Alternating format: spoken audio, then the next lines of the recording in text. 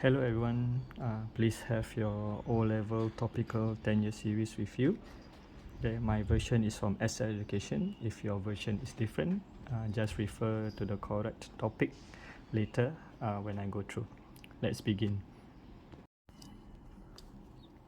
Alright, topic 5, chemical bonding.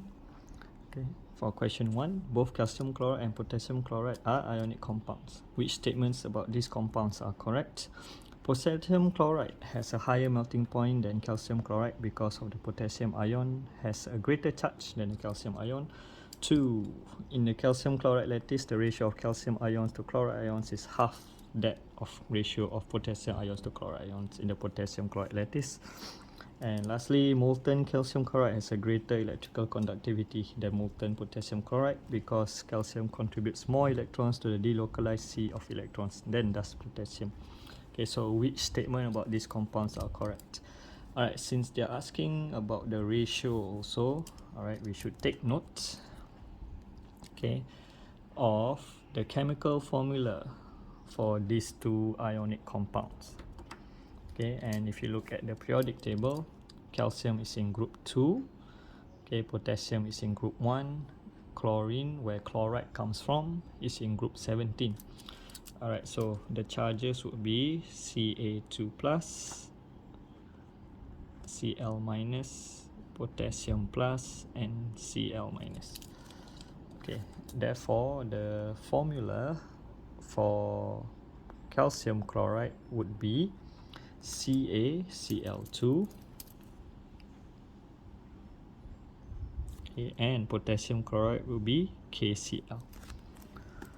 Okay, so potassium has a higher melting point because the potassium ion has a greater charge than calcium ion. As you can see, potassium has only a charge of +1, but calcium has a charge of +2. Therefore, this is already wrong. And okay, alright, potassium chloride actually has a lower melting point than calcium chloride. Okay, in the lattice, the two lattice, the ratio of calcium to chloride ions is half to that of the potassium to chloride ion. So we can see that the ratio for potassium to chlorine here, or chloride ions, will be 1:1, but for calcium to chloride is 1:2. Indeed, okay, the ratio for the calcium ions to chloride ions is half that of potassium to chloride ion. So this is correct. Okay, this long statement here is wrong, okay, because the delocalized sea of electrons, okay, this is metals, okay, 4 metals. Okay, but ionic compounds conduct electricity due to free moving ions, okay, not for delocalized sea of electrons. So this is wrong. So the correct answer is C, statement 2 only. Alright, next. A compound contains two elements, metal Y and non-metal Z. Okay, and there's information here about how many negative ions and positive ions are surrounding the opposite charge ion. Alright, so there are quite a few important information. Okay, alright, there's 8 negative ions and 4 positive ions surrounding each opposite one. Okay, and a key point here, metals, okay, lose electrons, therefore, okay, become positive ion. Okay, while non-metals gain electrons, therefore becomes negative ion. Okay, that's a key point. From here, okay, you can eliminate you can eliminate option C and option D, okay, because it shows that Z is the one that is positive ion, so it's totally wrong. Okay, so it's either A or B. Okay, but we see here there are twice the number of negative ions than there are positive ions. So that means, okay, the formula would be YZ2. Okay, since there are twice the number of negative ions than positive ions, and metal Y forms positive ions while non-metal Z forms negative ions. So the formula would be YZ2, and therefore the only way that's possible is when Y has a positive 2 charge and Z has a negative 1 charge. Okay, so it's doubly confirmed. Alright. Okay, so how many covalent bonds are there in the molecule with formula CH2CHCH3? Alright, so this kind of question is actually more for the organic chemistry, which is one of the later topics in your syllabus. But from the arrangement in the chemical formula, okay, you can actually figure out what is the electronic structure. Okay, but if you cannot do this, it's fine. All right, so okay, so the first one is CH2, okay, joined by a CH, joined by a CH3. Okay, all right, and this is actually a wrong structure. All right, because there is a double bond here. Okay, all right, why? Okay, you will learn later, okay, that carbon forms 4 bonds with other atoms in organic chemistry, but you can actually also apply what you already have learned. Okay, carbon is in group 14 and therefore has 4 valence electrons, and because it has 4 valence electrons, in order for it to become stable, it will share 4. So by sharing 4, it can form 4 bonds. Alright, so if I didn't put a double bond here, okay, this carbon and this carbon will only have 3 bonds, so that is not stable. So if I put a double bond here, this carbon has 1, 2, 3, 4, this carbon has 1, 2, 3, 4, and this last one was okay from the start, 1, 2, 3, 4 bonds. Alright, so how many covalent bonds are there in the molecule? Okay, so you just need to count 1, 2, 3, 4, 5, 6, 7, 8, 9. Alright, yeah, so the answer is C.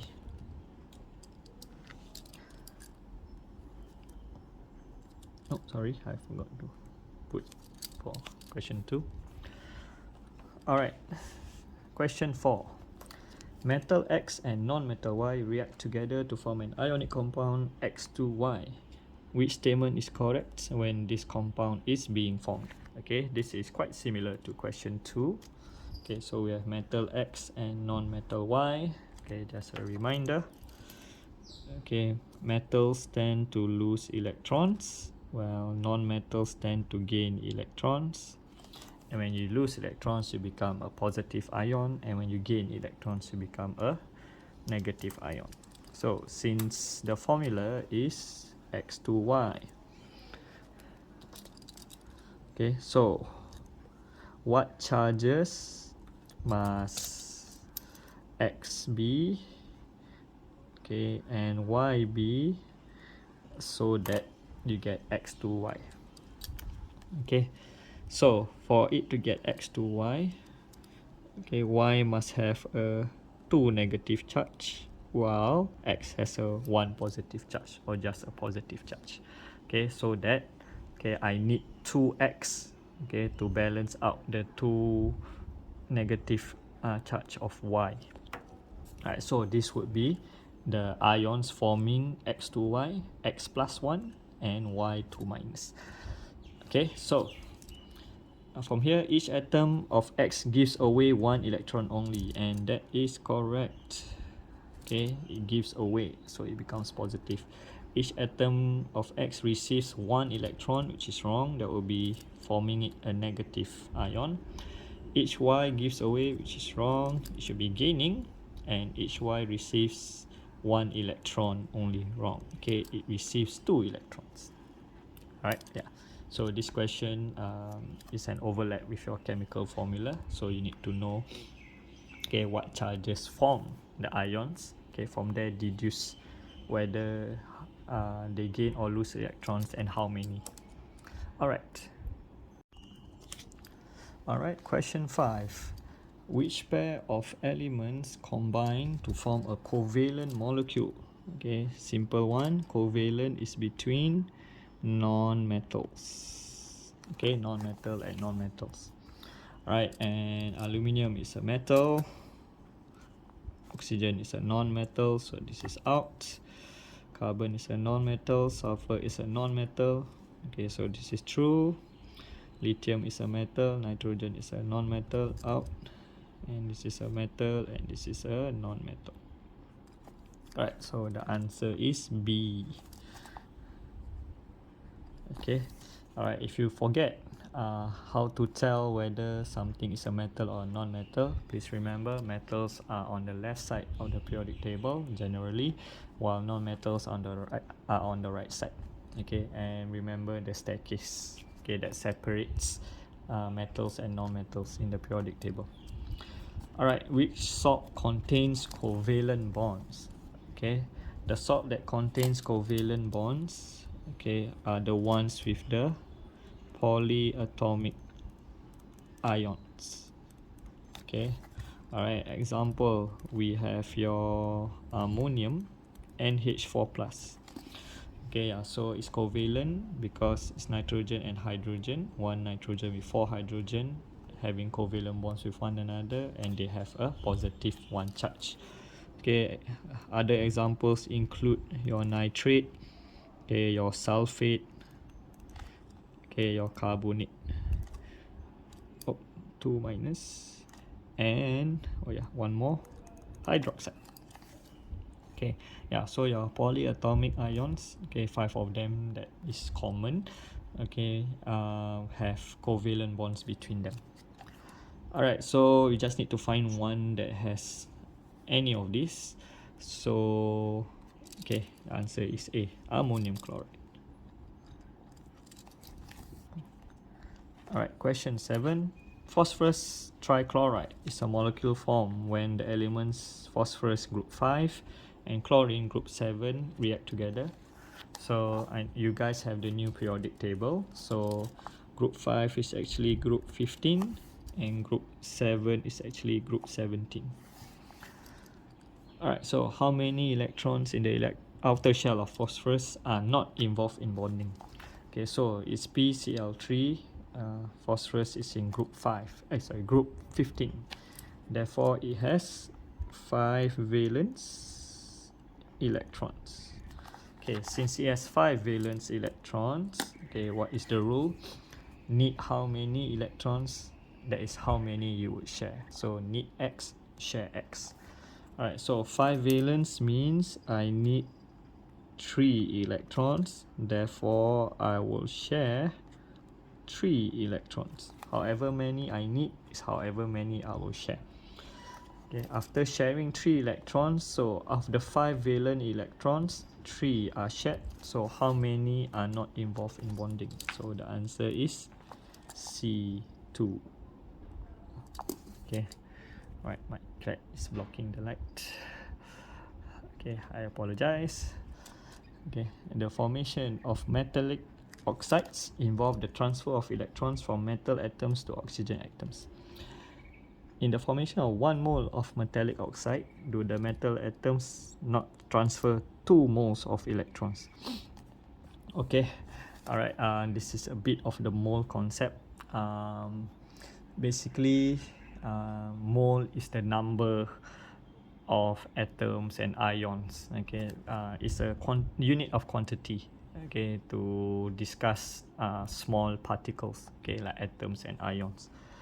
Alright, so you can just think of it as okay, one molecule. Okay, alright, you can think it that way, which is wrong actually, because these are all ionic, they don't form molecules. Okay, but you can think of it as such. So which one has, in one molecule, will have the metal atoms transfer exactly 2 moles of electrons. Alright, so we need to know all the ions involved in the bonding for each of them. So aluminium oxide, okay, is Al3 plus. Okay, all of them are oxides, so they will all have the oxide ion. We have iron 2 oxide, so that means iron 2. Okay, then we have magnesium oxide, Mg2 plus O2 minus, and sodium oxide, Na plus O2 minus. Okay, alright. Okay, so the formula for each of them will be Al2O3. Alright, and for iron 2 oxide is FeO, magnesium oxide MgO, and sodium oxide is Na2O. Alright, so in one molecule, okay, so once again, I'm just going to talk about one molecule. Okay, technically that's wrong, okay, because they are ionic compounds. Okay, but to explain more right now would be too much. Okay, so just imagine one molecule. So in one molecule of each metallic oxide, okay, how many electrons does the metal atoms transfer? Okay, so I'll take the best simpler example. Iron 2 and magnesium ions, okay, they will both transfer 2 moles of electrons to oxygen, okay, and the oxygen will gain 2 moles. Alright, and in sodium also, in one molecule, okay, one sodium will transfer 1, but in one molecule there are 2 sodium, so therefore it will transfer a total of 2 moles of electrons to the oxide ion. Okay, but for aluminium oxide, okay, there are 3 oxide ions and 2 aluminium ions. So in 1 mole, okay, the aluminium transfer a total of 6 electrons for the 3 oxygen atoms to gain. Alright, so the answer is A, aluminium oxide. Alright, if you don't understand this question, it's okay. Alright, because there's a bit of a concept, okay, that involves mole, okay, but actually it's just a counting concept, but it's okay. Okay, just know that, okay, in one molecule, okay, iron 2 and magnesium will transfer 2 electrons to oxygen. Okay, sodium transfer 1, but in this molecule there's 2 sodium, so it transfers a total of 2 electrons, while in one molecule of Al2O3, aluminium transfers 6, and oxygen gains 3 oxygen gains all the 6 electrons to form the molecule. Alright, yeah. Okay, moving on. Question 9. Okay, which substance is held together by electrostatic forces of attraction between oppositely charged ions? Okay, so alright, so this means they are ionic compounds. So an ionic compound will have high melting point and boiling point, will be usually soluble in water, does not conduct electricity when solid, but conducts electricity when molten. And the only one that fits all categories is C. Okay, alright. Yeah, B would be a metal. It has high melting point and boiling point, not soluble in water, and can conduct in both solid and molten states. So I would guess this is a metal. Okay, this is an ionic compound. Okay, A, okay, it has a low melting point and boiling point.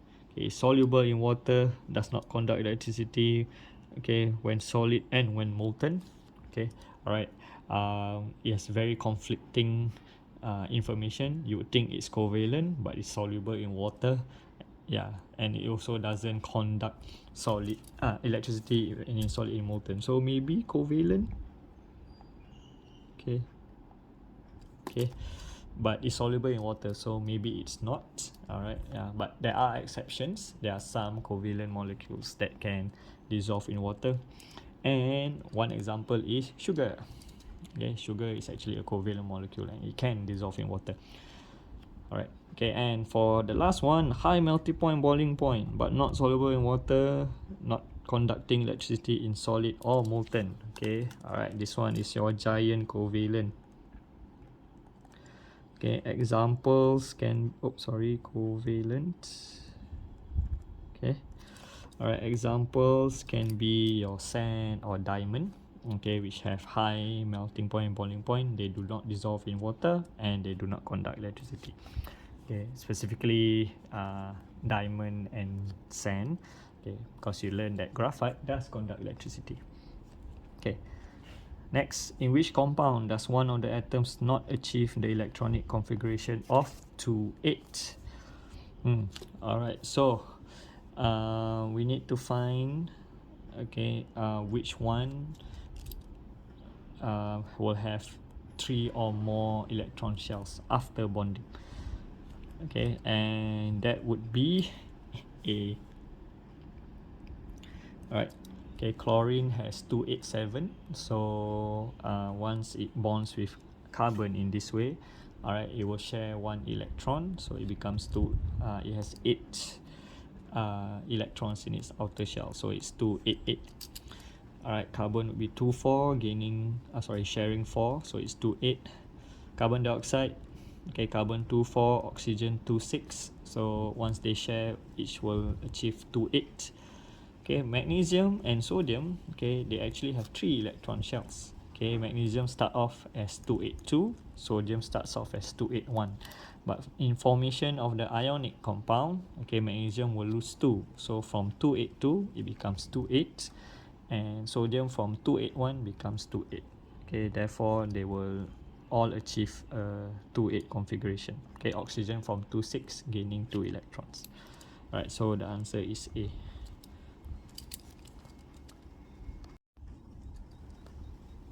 Alright, question 11. Covalent bonds are formed when atoms share electrons. How many electrons are provided by each atom? Element, oxygen, fluorine and carbon when they form covalent compounds. Okay, so you need to know all the electronic configuration for all 3. Okay, and the rule is need X, share X. Right, so we have oxygen, fluorine and carbon. Okay, if you look at the periodic table, oxygen has a proton number of 8, so it's 26, and fluorine has 9, so 27. Okay, carbon has 6, so 24. Okay, so the rule is need X, share X. Okay, so oxygen needs 2 electrons. Okay, so it will share 2. Fluorine needs 1 electron, so it will share 1. And carbon needs 4 electrons, so it will share 4 electrons. So the answer is 214, D.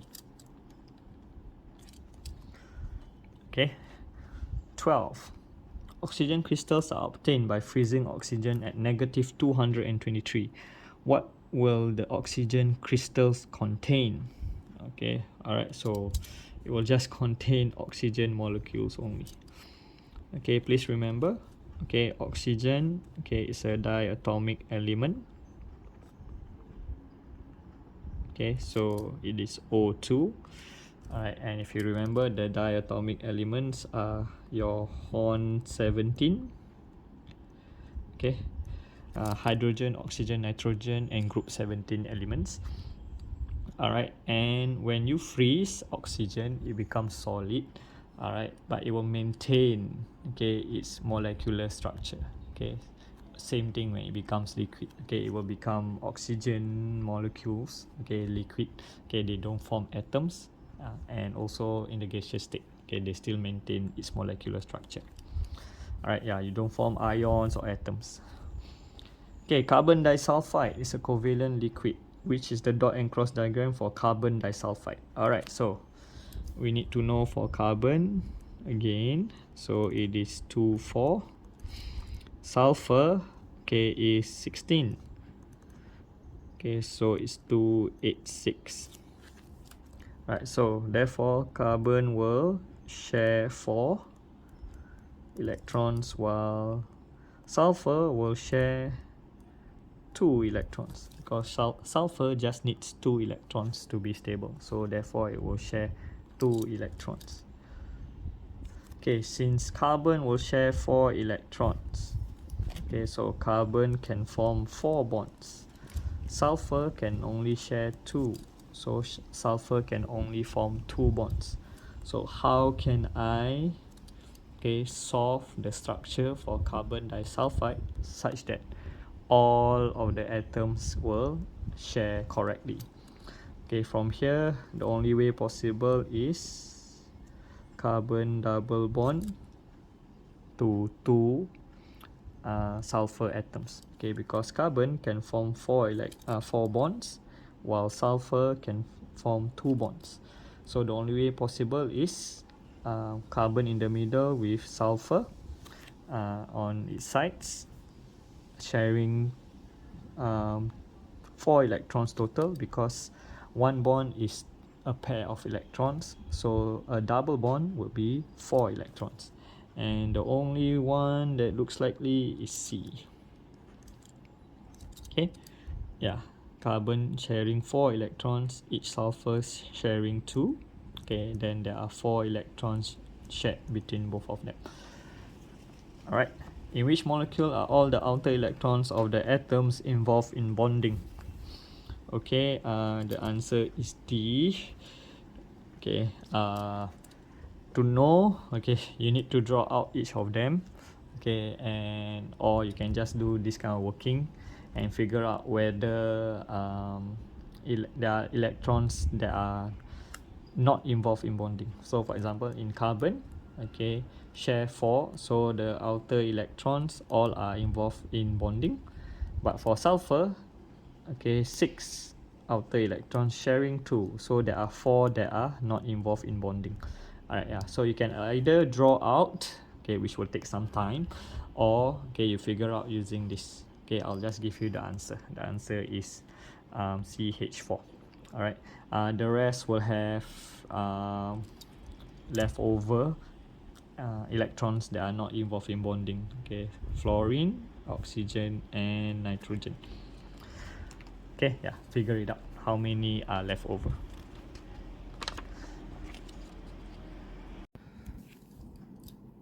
Alright, moving on to the structured questions. Okay, we have question 1, which shows the structure of a metal and an ionic compound. Okay, and we are supposed to complete the labels on the diagrams. Okay, just a recap. Okay, the structure of a metal is metal ions, the positive ions, surrounded by a sea of free moving electrons. Okay, and there are strong electrostatic forces of attraction between them. Okay, ionic compound. Okay, we have positive ions surrounded by negative ions. Okay, and they form a giant ionic lattice or giant lattice structure. Okay, so for this one is similar to the structure of sodium chloride. Different ionic compounds can have different ionic lattice structure, but the basic idea is the same: positive ions surrounded by negative ions. Alright, so labeling the parts. Okay, we have the positive ion, okay, here, and electron here. Okay, notice I use the singular, okay, because it's only pointing to 1, and I have a positive ion here and a negative ion here. Okay, right, metal and ionic compounds can both conduct electricity. Okay, describe how metals and ionic compounds conduct electricity. Okay, please recap. Okay, metals are a good conductor of electricity in all states. Okay, solid, molten. Okay, but for ionic compounds, they do not conduct electricity in the solid state, but they do conduct electricity in molten and aqueous states. And why? Okay, they conduct electricity due to 2 different things. Alright, so metals conduct electricity due to the presence of free moving sea of electrons.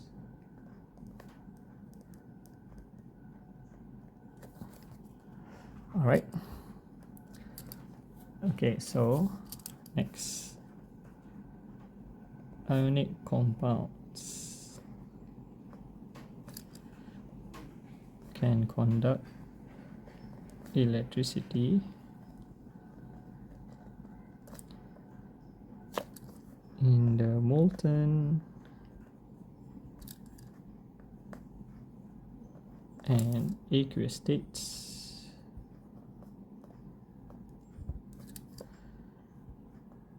due to the presence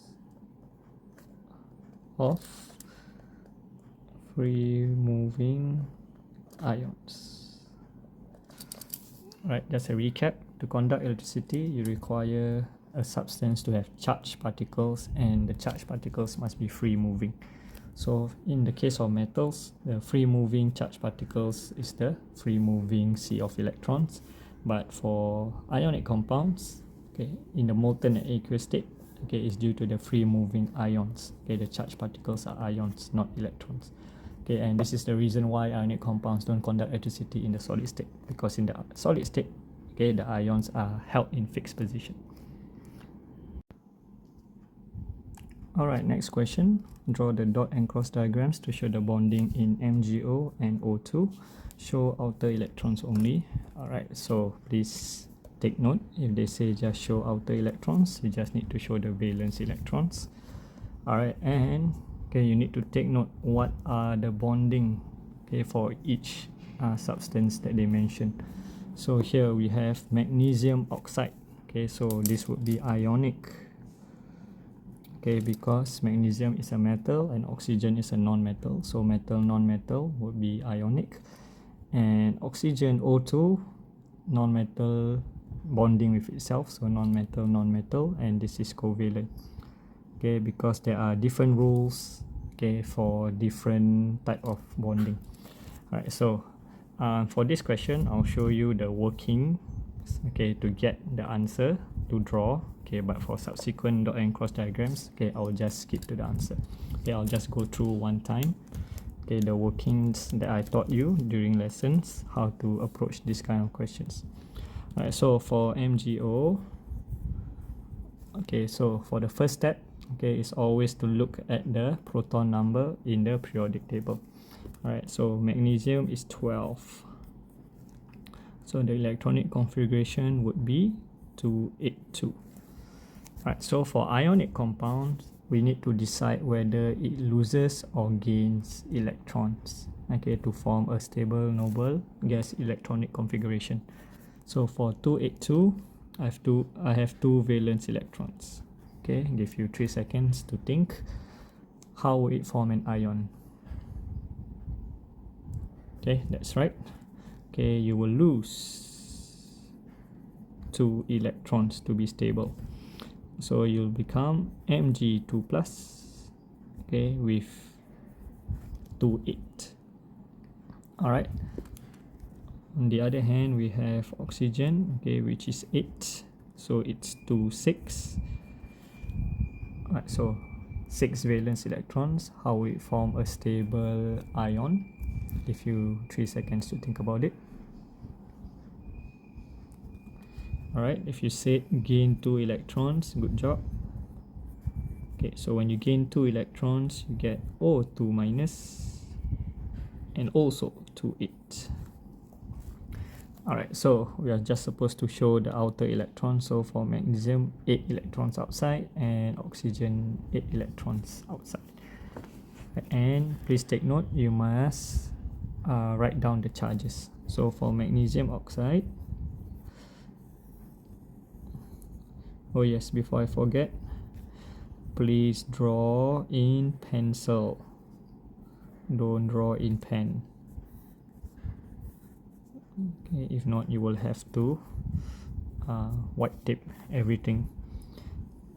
And if you have an erasable pen, okay, that is not allowed in exam. Okay, yeah, so use pencil.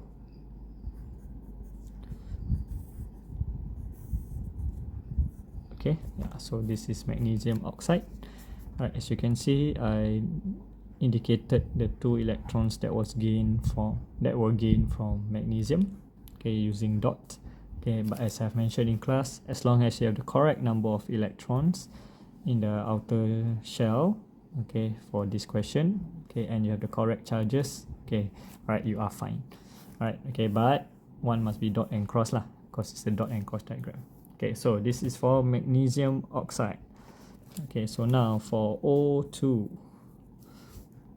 Okay, yeah, so oxygen 8. So once again 2, 6.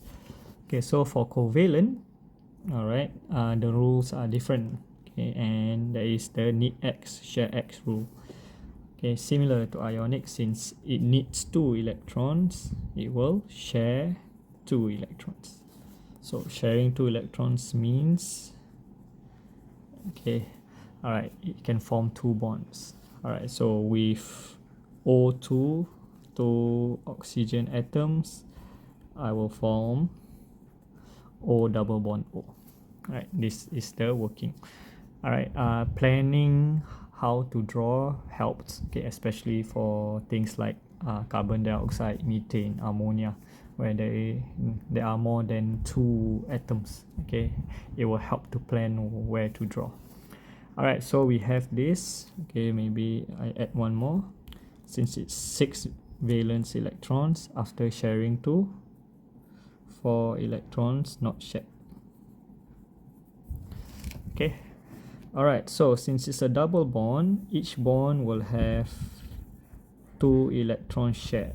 So a double bond means there are 4 electrons total shared. So my intersection needs to be a bit larger to accommodate 4 electrons. So we have oxygen. Okay, so the oxygen on the left shares 2. Okay, the oxygen on the right also shares 2. Okay, so we have one pair constituting one bond, another pair constituting the second bond. And there are 4 electrons not shared. Okay, 4 electrons not shared. Okay, double check that you have 8 electrons in the last shell to be stable. 1, 2, 3, 4, 5, 6, 7, 8. 1, 2, 3, 4, 5, 6, 7, 8.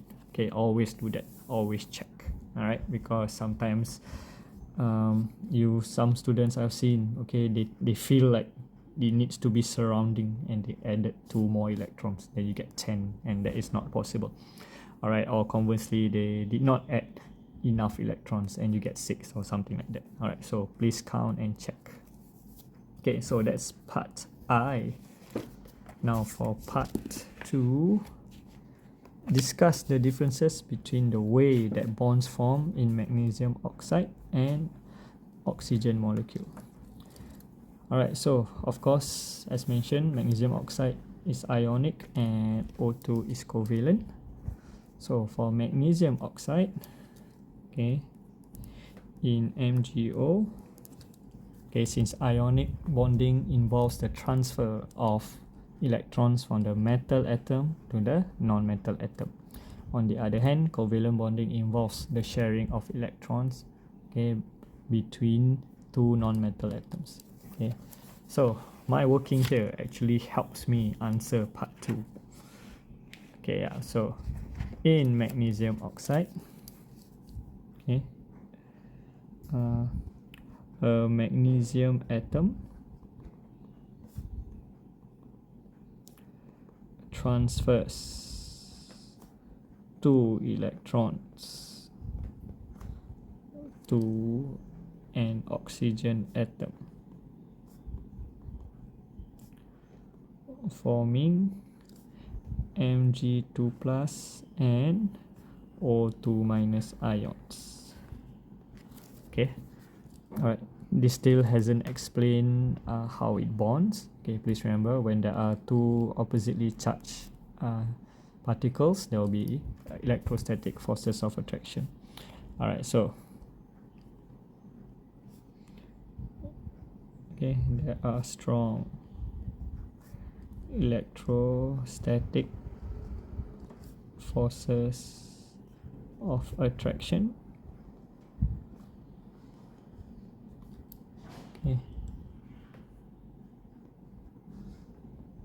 okay, between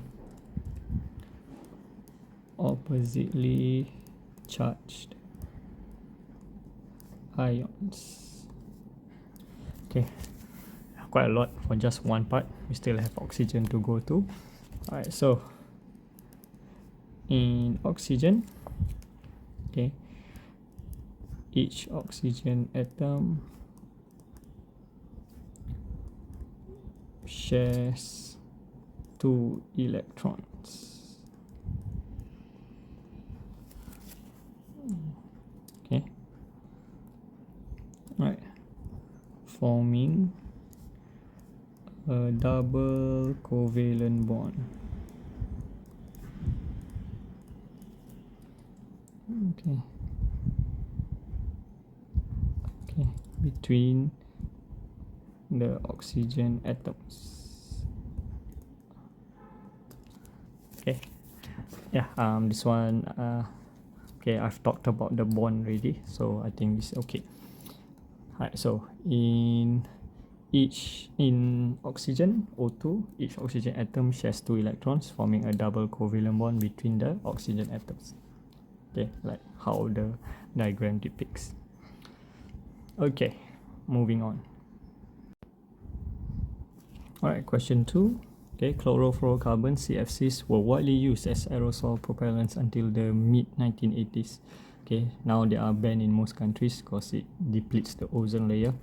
Good news, okay, the ozone layer is recovering. Okay, so when a lot of people, okay, alright, come together, okay, to stop, okay, a climate crisis, it can have results. Alright, so there's 2 CFCs here with trade names Freon 11 and Freon 12, and these are the structure. Okay, and having the structure helps, okay, to draw the dot and cross diagram. Okay, alright. Okay, so for me, since we have 3 different elements, for the carbon electrons, I make it the dark dot. Okay, chlorine electrons, I make them the cross. And for the fluorine electrons, okay, I make it the light dots. Alright, yeah, actually, yeah, you can just have dots also or cross, it doesn't quite matter, okay, as long as you have the correct number. Okay, yeah, so this is for Freon 11.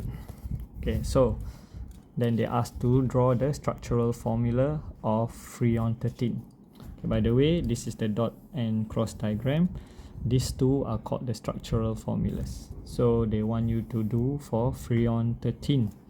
Okay, so as you can see, Freon 11 has 1 fluorine, Freon 12 has 2 fluorine.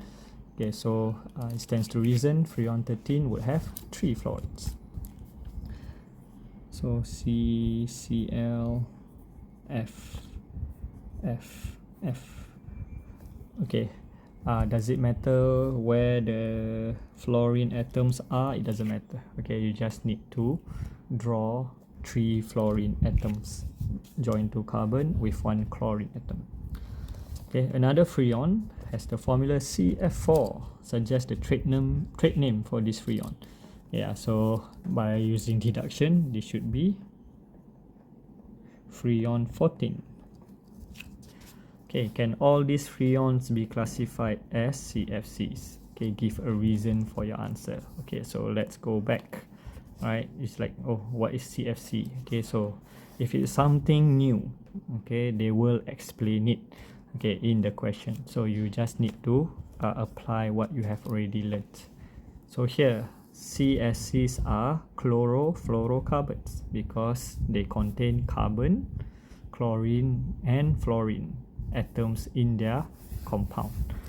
Alright, so but can all of them be considered CFCs? Okay, alright, let's see.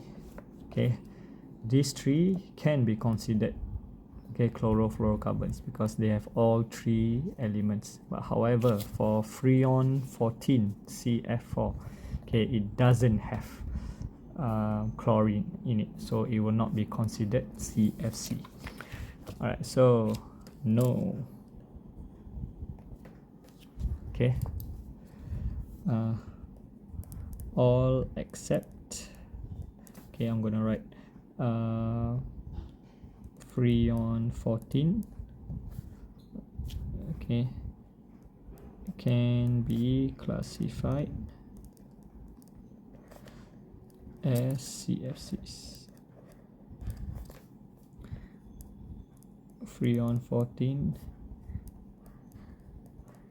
does not contain chlorine.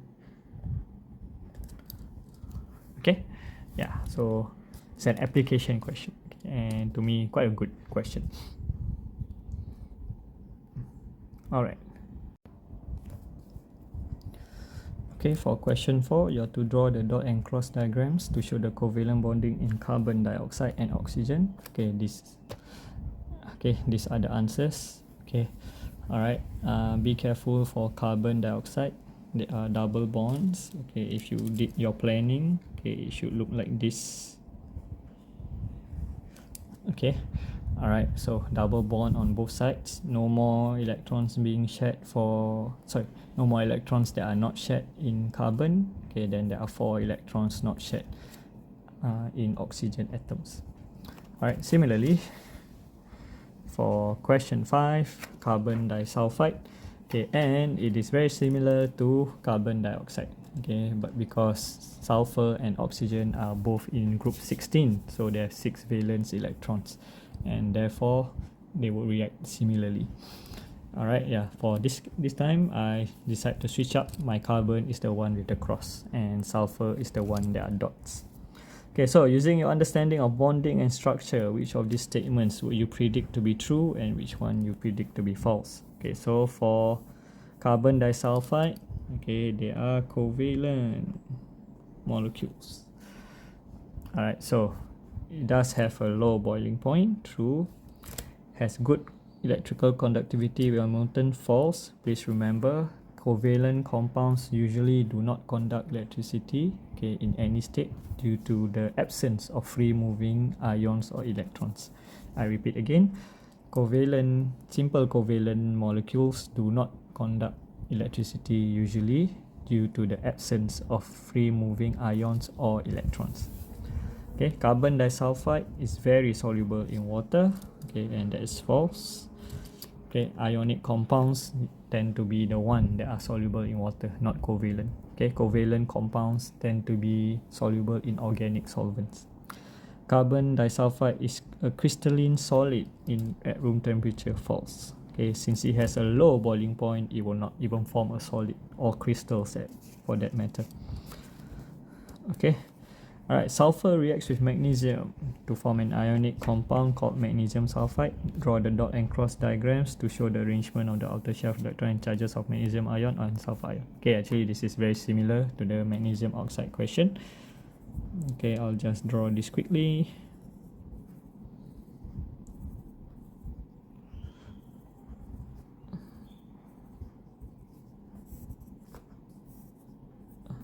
Plus.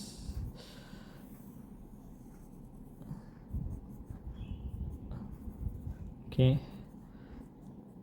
Oh, sorry. It should be a dot. Okay, and it should be 2 minus. Okay. Alright, for those who are struggling, please do the workings. Okay, please do the workings. Alright, for me, I'm just going through. It's the same thing.